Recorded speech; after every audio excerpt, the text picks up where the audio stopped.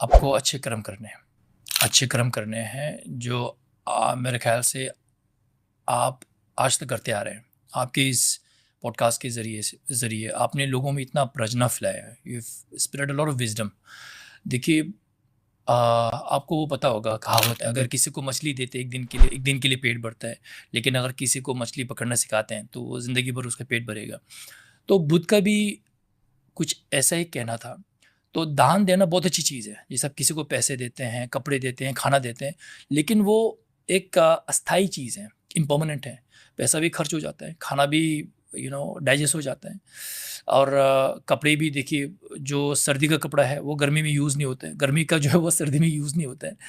लेकिन प्रज्ञा एक ऐसी चीज़ है, विज़डम, जो आपको जड़ से इस संसार से मुक्ति दिलाने की, मोक्ष प्राप्त करने की आपके पास एक अवसर आपको देता है, प्रज्ञा। तो विज़डम फैलाना सबसे अच्छी चीज़ है।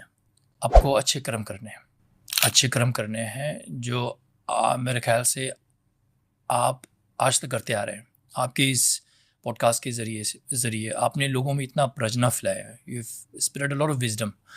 देखिए, आपको वो पता होगा, कहावत है, अगर किसी को मछली देते एक दिन के लिए पेट भरता है, लेकिन अगर किसी को मछली पकड़ना सिखाते हैं तो वो ज़िंदगी भर उसका पेट भरेगा।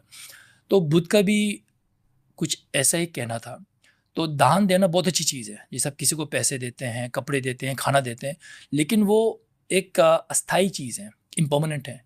पैसा भी खर्च हो जाता है, खाना भी डाइजेस्ट हो जाता है।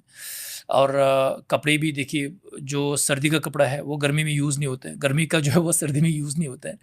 लेकिन प्रज्ञा एक ऐसी चीज़ है, विज़डम, जो आपको जड़ से इस संसार से मुक्ति दिलाने की, मोक्ष प्राप्त करने की आपके पास एक अवसर आपको देता है, प्रज्ञा। तो विज़डम फैलाना सबसे अच्छी चीज़ है।